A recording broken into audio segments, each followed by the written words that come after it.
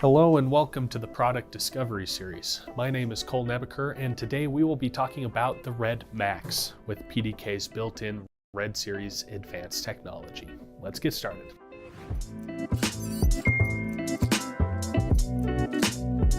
The Red Max is a highly scalable device that allows you to control access for up to 24 doors from a single centralized location. This allows you to build a job site to your specifications with opportunities to build either an enterprise solution or future expansion. It comes with two Altronics 12-volt 10-amp power supplies and two Red 4 boards. It has 8 reader inputs, 8 DPS inputs, 8 REX inputs, and 8 wet or dry relays, as well as battery leads. The Red Max is a completely customizable controller, allowing you to scale PDK systems with maximum efficiency. It comes with 4 universally compatible expansion slots that can be populated with any Red expander board, including the R1E, the R2E, the R4E, or the A8E, up to 24 total doors. This means you could have anywhere from 8 to 24 ports available for use. Like all other PDK Red products, these PDK Red controllers are OSDP compatible for ultra-high security data encryption and enhanced performance. With plug-and-play connectivity, you can also attach a PoE module for seamless power and communication. One of the prominent features of the Red Max is the 2 Altronics power supplies with built-in overvoltage protection, fire relays, and battery terminals. All of this, combined with PDK's power monitoring capabilities, provides an unparalleled level of power management and safety. Like every other Red controller, each of the controllers in the Red Max will automatically discover in PDK I/O via IPv6 when the Ethernet cables are plugged in. This is done using PDK's self-discovery feature.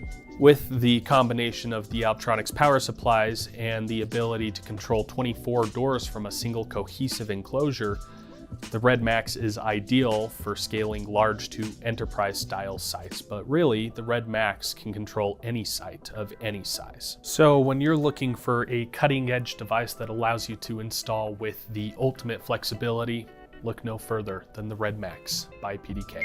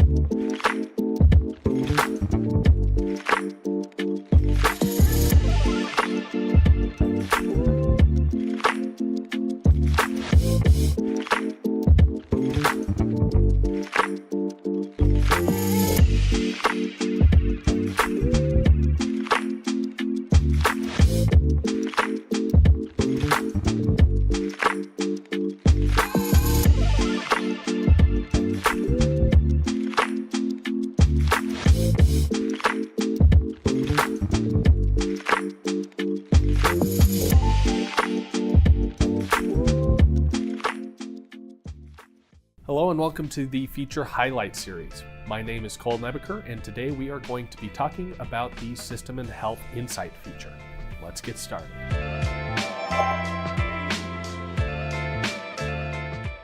The System and Health Dashboard is a crucial tool to assist integration partners with diagnosing, monitoring, and troubleshooting PDK systems in real time.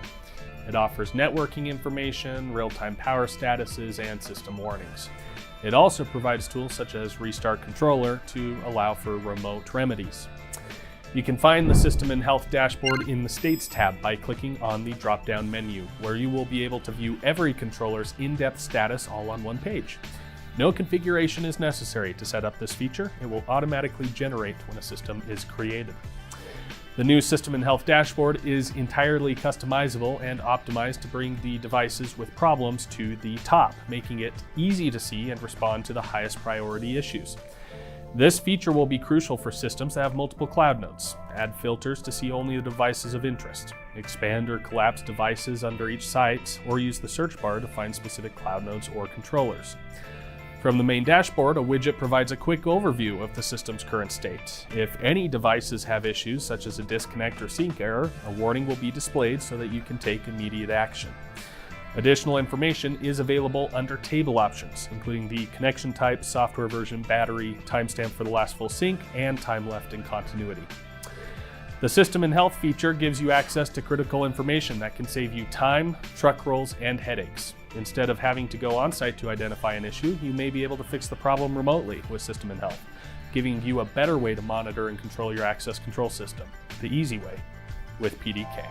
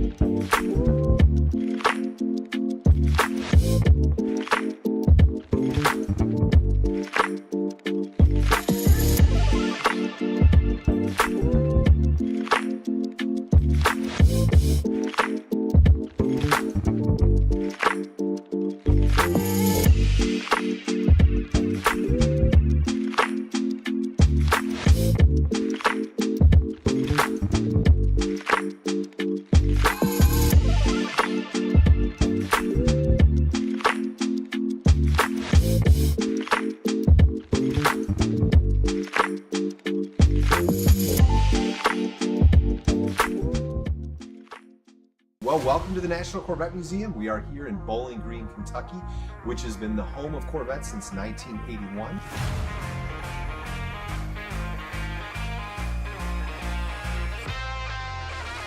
So the mission of the National Corvette Museum is to really celebrate everything around Corvette, America's sports car, and to do that through the education, collection, and preservation of its legacy. The National Corvette Museum is undertaking the process to become accredited by the American Association of Museums. As part of that, securing the collection, securing the building is really one of the key factors that they examine when they're going through that accreditation process. We have approximately 70 acres. We have multiple buildings, including the National Corvette Museum itself, this building. We have a collections building. We also have a storage facility off-site, and we also have the motorsports park across the interstate there.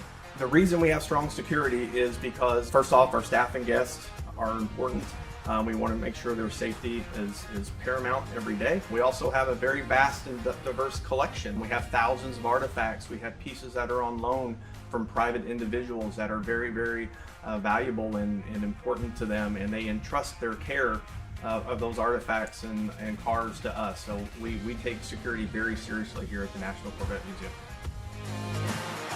They were really concerned about security both now and then into the future. So what makes PDK really nice is, especially in a building like this where you have add-ons that came later, you have places that are really inaccessible to run new lines.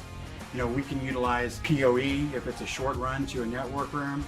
We can utilize the WiMAC when we simply can't run wires and we just have to get power. So it's been really successful for us, especially here. Initially, it was installed in mostly our administrative space, all of our exterior doors. That was phase one. Phase two, we went a little bit deeper into the building with some collection spaces and another building. And then phase three of adding another 43 doors to our facility here. We have different departments, different levels of access. Marketing doesn't need the same access as our curators do. Security has the highest level of access through all facilities. When we have groups that use rentable spaces that we have access control on, we have guest and visitor badges. We even have contractor badges, so we can identify when we have a contractor in the building and we need to give them access to certain areas so they can go do their work and take care of stuff for the museum. PDK has significantly helped us improve security as well as processes here at the National Corvette Museum. First off, by really just securing the collection, giving us that peace of mind that the vehicles that we own, the vehicles that people are entrusting in our care, are constantly being monitored, and that we always know where every staff and guest is, as well as the vehicles. PDK has helped improve our security through reducing our dependency on physical keys, the ease of use when it comes to onboarding new employees, issuing credentials. Very simple, very easy to use. We're just very, very pleased with the system, and overall, 3 phases, we've managed to make this building and our other ones 10 times more secure than they ever were before.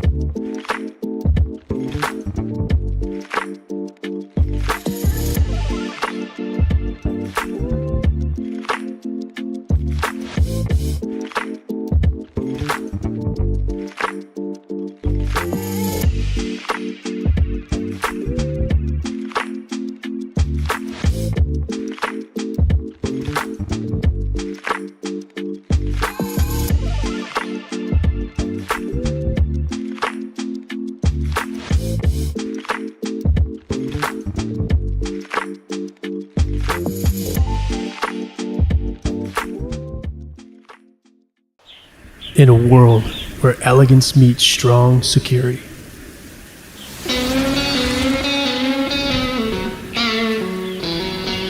for those who demand the best in access control, experience the freedom of seamless entry where every door opens.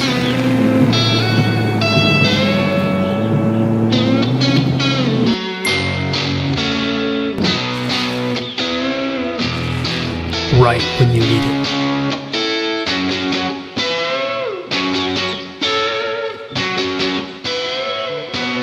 Red by PDK.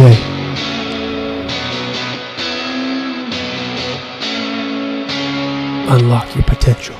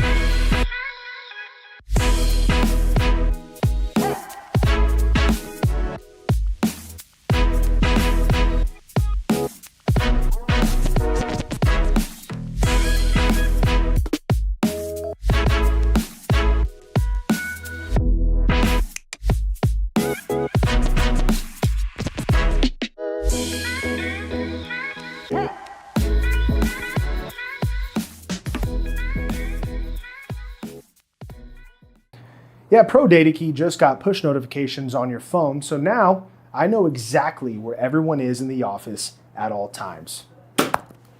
Damn it, Tanner! I'm getting sick and tired of your pranks. You apologize right now, or I'm challenging you to a duel. Ooh, a duel. Fine. I'd like nothing more. 12 p.m. in the parking lot tomorrow. Be ready.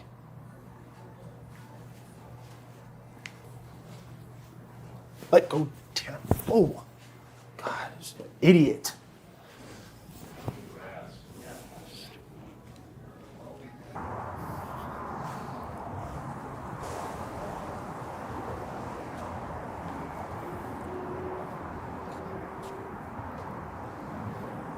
Where is he?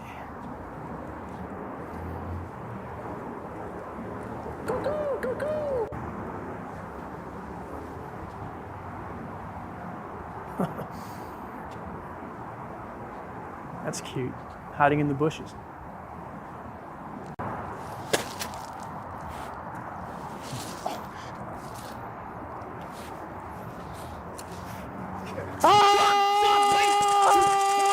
Stop! Okay. Stop! Sean, okay, you win! Fine! No, Sean, stop! Stop, okay? Stop, okay, you win! Okay? Sean!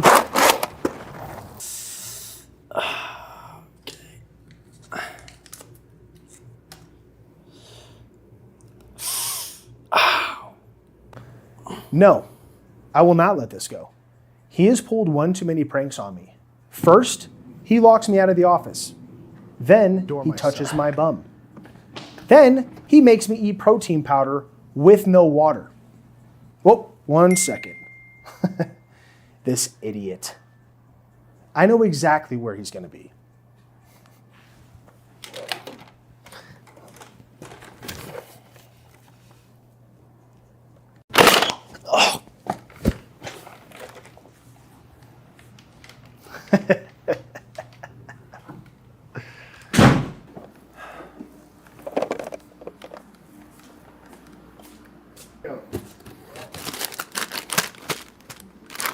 Hey, I don't think we've met before. Sean!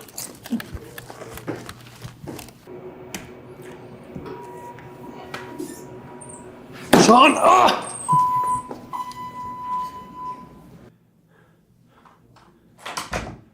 Thanks to PDK's push notifications, Sean knows where I'm at constantly. I just want this all to stop.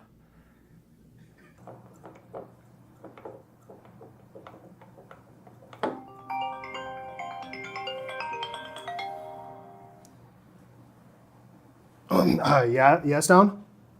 Sean, I just got a push notification that you're in my office. Yeah, As a matter of fact, I've been getting them all day. Yeah, Get I out. was Get just, I thought because you Get were. out. Get out.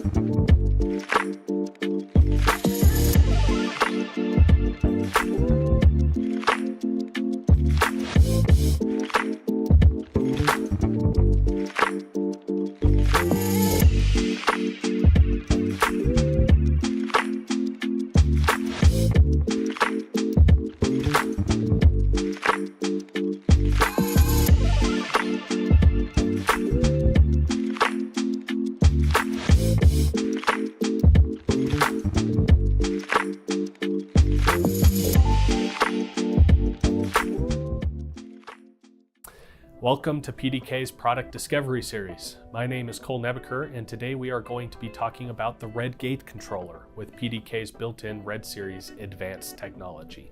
Let's get started.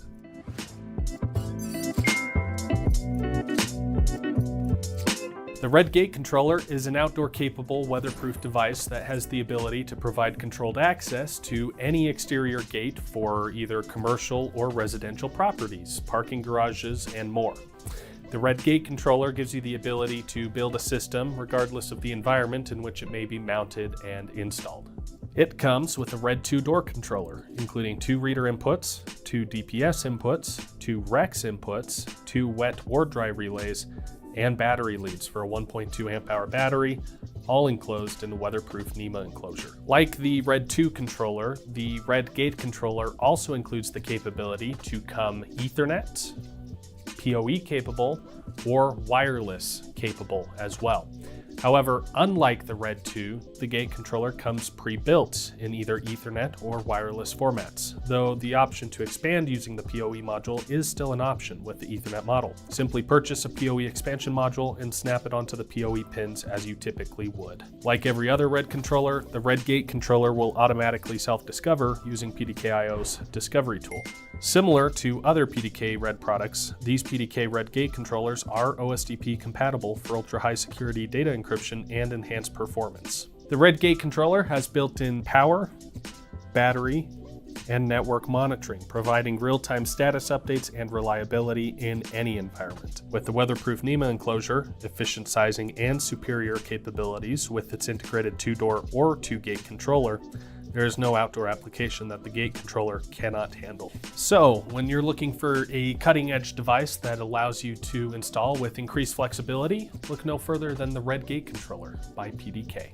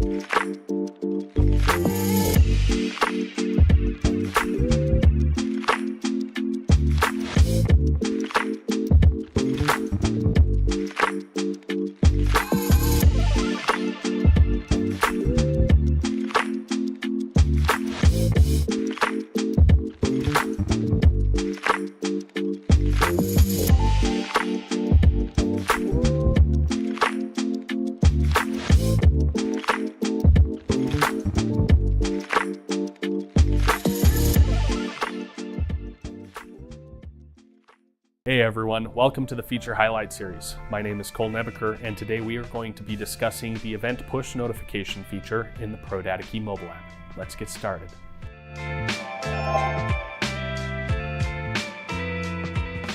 Push notification feature is an effective way to monitor your PDK system, offering real-time alerts when user-designated criteria have been met. These notifications can be pushed to anybody with permissions within the PDK app. A push notification can be set up for any kind of events, including door status and alerts, power events, and even access events. Setting up push notifications is easy. You'll need to have integrator or admin permissions to program. To begin, log into the PDK app and navigate to the System Events tab. Start by tapping on the plus button to create a new system event. You'll then be directed to create an if this, then that statement within the software. Your triggers are your if statements, while your actions are your then statements. Once you have selected your trigger and appropriately configured the action to send push notification, you will be able to select the locations that this rule applies to. Select any doors and or devices that will follow the direction of this rule. Now that our devices have been set, we now need to select which people will receive the push notification. This can be done under recipients and will include anybody with mobile credentials in the system. They will be broken into two categories, those that have accepted their credentials and those who have not. You will only be able to send push notifications to those individuals that have accepted their credentials. As you can see here, we have programmed a system event that states, if the IT room is forced open, then notify these three individuals via push notification. These individuals will then be notified in real time of any potential security breaches through the IT room and be able to take appropriate action. Pretty easy, right? The push notifications feature gives you a better way to monitor and control your access control system. The easy way with PDK.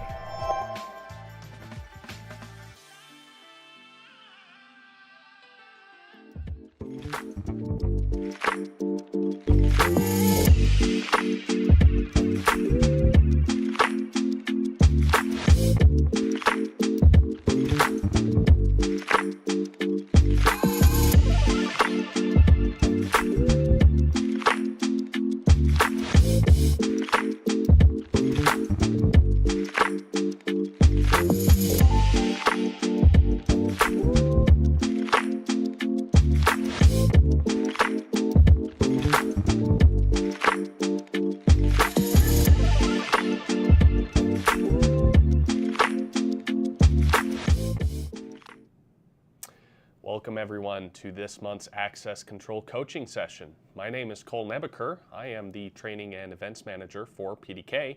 And in today's video, we have kind of an exciting topic. We are going to be covering partitions and custom fields. This is what allows you to really bring out the creative side of your design on a PDK system. So this allows you to input your own custom fields into a user's profile so that you can track additional things. And I'm going to kind of show you what that looks like here as we go through it. But as always, so you don't miss any future content, be sure to hit the like and subscribe button, very important. The bell icon if you want to get real crazy, and then you will always be up to date on all of the latest and greatest from PDK. So leave your questions in the comments so that we can answer them at the end of the video. Except you, Brock, you're not allowed, and we will go ahead and jump into this video. So we're going to start. Oh, Jordan, I think I screwed something up there. Sorry. All right, so jumping into the software, sorry about that. We're going to navigate to partitions, and we're going to be working underneath our NASA partition just right here. You'll notice there's nothing currently in here. So the way that you find your custom fields is by navigating to the kebab menu in the top right-hand corner and selecting Custom Field Schema. And you can see I've already programmed some custom fields into here. We've got toggle switch, we've got numbers, strings, drop downs, field groups, field arrays, and you'll notice that field arrays are broken into the four primary elements, the toggle, number, string, and drop down. So we're going to go ahead and start here at the top. So again, toggle switch, number, string, and drop down. Remember those, there's a pop quiz at the end. Toggle switch is going to be our first type of custom field. And what that is it is just a toggle switch that moves right or left, lights up or does not light up, depending on whether it's true or false. So we go through, we select toggle switch. We also can select whether this is going to be visible, read-only, or even hidden. Typically, these are all going to be visible, and then you can go ahead and name it. If you do want to name it something different from the field name, you can uncheck that box and name it something different. And then our parameters are fairly simple. Is the default going to be true or is it going to be false? So this could be an example of, I'm just pulling something out of thin air here. Are they a member or are they not a member? And then you can just toggle it true or false.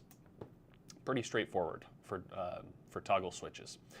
Next up, we have numbers. So numbers are going to be a field that we can populate with a number. Again, we go through, we select the type, and then at the bottom, we can choose a minimum and a maximum number. So this is going to be the actual cap on the system. So the highest number we can type into this field is 10,000. And then we can also choose how many decimal places, if any, we want to include within that number. So I've chosen 2. That means we can do 9,999.99, and that falls within the scope of these parameters. And again, you just choose if it's required or not and whether it's visible.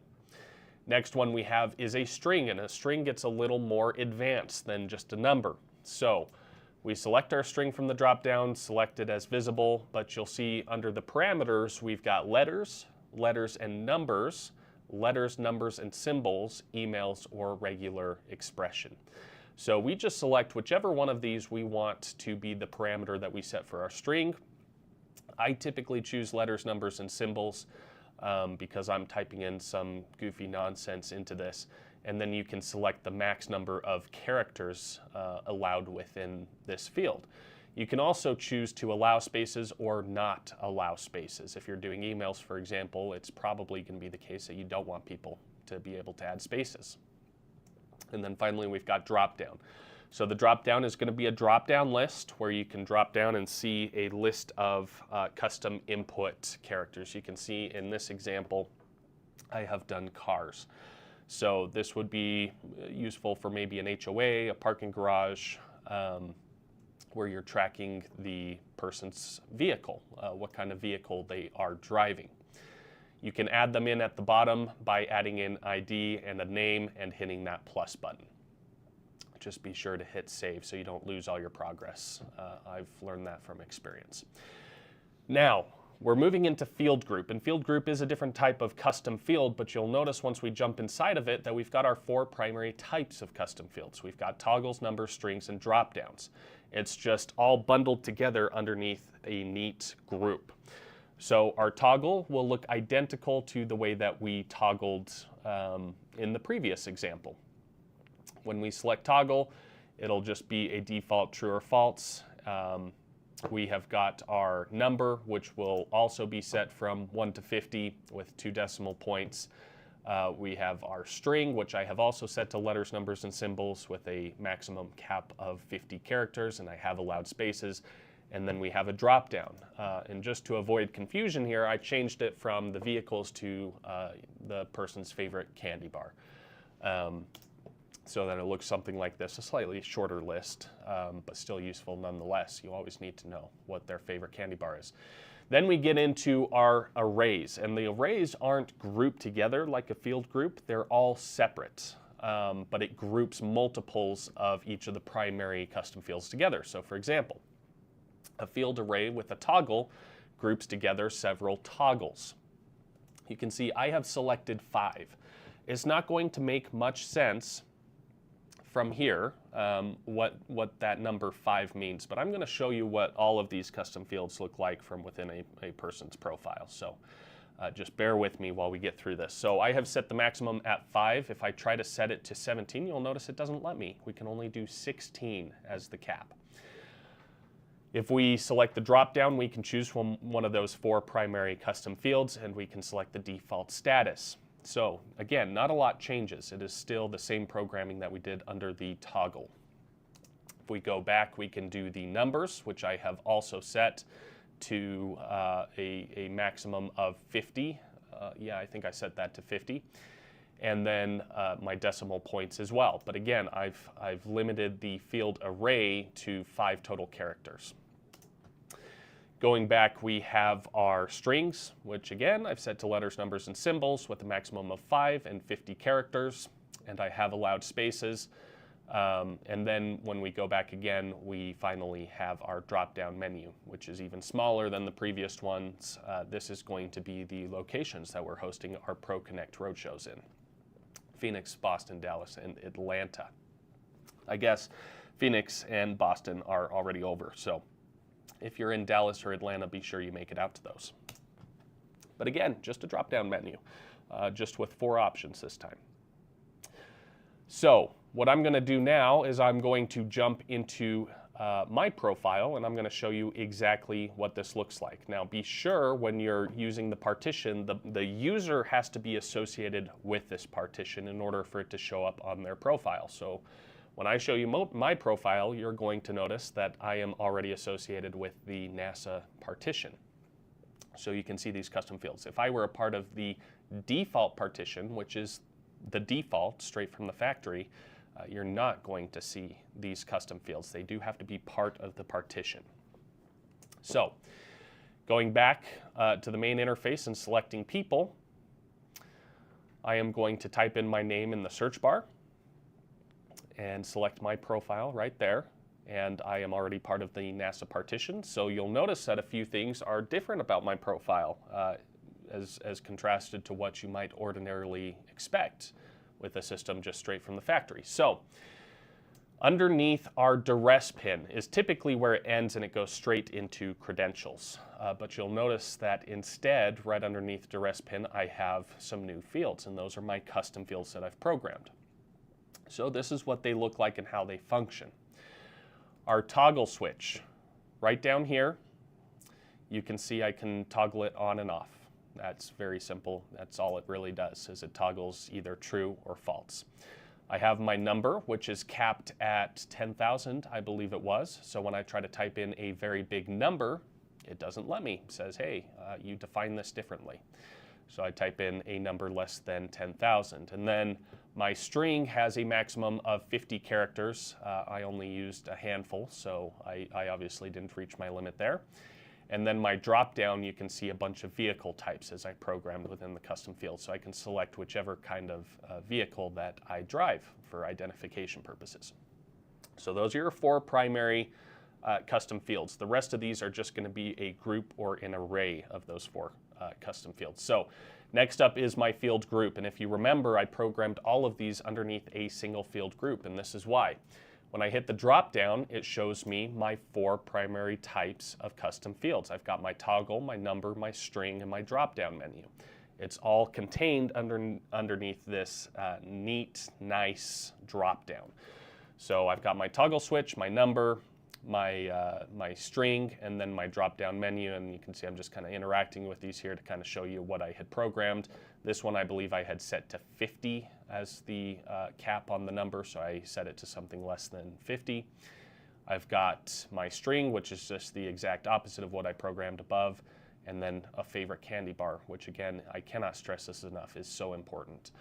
So now we get into our arrays, and these were broken separately because they're not containing several different types of custom fields as a group. We're programming multiple of the same custom field underneath a group. So if you remember that number 5, this is where that comes into play. I have a maximum of 5 field arrays that I can program in here. So this is the toggle field array. You can see I've got several programmed in here. If I try to hit that plus button and add in another toggle switch, it does not let me. I have capped out at 5. Again, your maximum on this is going to be 16. So if I come in here, you can see I've programmed them in. If I wanted to program another one, I would need to delete and then re-add it just like that. Next, we have our number, 10, 15, 20, 25, and 30. Again, if I try to add a number, it will not let me. I would need to delete the 30, add in 30 again, and hit the plus button because I am capped to the 5. Then we have our strings. So this one, what is the meaning of life? I do not know. We hit the plus button, and we have our 5 categories in here. If we try to add something, it doesn't let us. I know this is kind of repetitive, but I'm really trying to drive this home. You can only have as many as you program to allow. And then finally, a drop-down menu. You can just hit that drop-down menu at the bottom, and you can select another location. All right, and that pretty well covers all of our custom fields. So again, we have our toggles back and forth, a number where you can type in a number. We have a string where you can type in some combination of numbers, letters, and symbols. And then we have a drop-down menu which you can pre-populate with fields of your own choice. Be sure to hit save when you're done. Again, I've done this too many times where I just kind of exit out and assume everything I had done was I had already saved. That's not the case. Be sure to hit the save button so that you don't lose your progress. But this is what you can potentially do with your custom fields. Examples of this that I saw most frequently were membership numbers, whether it be for gyms, a club of some kind. You can populate that using a string. HOAs will typically use this for parking management, or even a parking garage may use this for parking management. But you can really get creative. You've got those 6 kinds of custom fields that allow you to really take your system to the next level and create exactly what you wanted to see within your system. Okay, so let's go ahead and get into questions. Sorry, I got distracted. I was reading them. All right, how's your day going so far, Cole? It's going very well. I'm about halfway through my can of caffeine, so need to get on that to get a little more caffeine inside of me, but it's a good day. It's been a good day. Thanks, JR. Pop quiz, that's correct, Jordan, and you're the highlight. I'm going to bring you into this and make you answer the pop questions of the I don't know why I can't say this word. Pop quiz questions live. There we go. And Dallin, did I hear correctly? Only 15 partitions. So it depends which part we're talking about. Total partitions, you can have as many as you want. I guess it would get quite cluttered. This is in reference to the field array.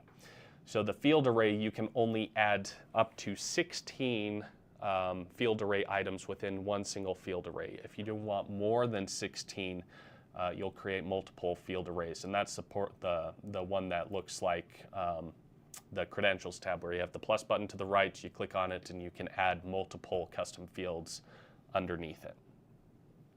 So no limit to partitions themselves, but there is a cap to 16 field array items. All right, and that is all the questions that we have, it looks like. So if there are no further questions, or you didn't type fast enough, which is totally fine, we're not judging you, reach out to the sales team. Sales, plural, at prodatakey.com, or you can call us, 801-317-8802, and the sales team is option 1, and they'd be happy to walk you through custom fields, what they've seen with other customers, maybe some specific scenarios that you're looking for. Oh, and Ryan just commented, the max partitions in a single 2.0 customer account is 10,000. That is a strange bit of information, Ryan. I don't know how you know that, but I appreciate it nonetheless. 10,000 is the max number of partitions. I think at that point, though, you'd be scrolling for quite a while just to get down to credentials. So maybe don't do 10,000, but 10,000 is the limit if you really want to stress test the system. So I've covered the sales email. Reach out to your sales rep if you have any questions. Otherwise, we will just plan on catching you at the next one, which is going to be exciting. That one's going to be Assa Abloy wireless lock sets, the Imperial line. So don't miss that one. We're going to have a really good time with that one, and it's going to be very informative. So we'll catch you next time. See you then.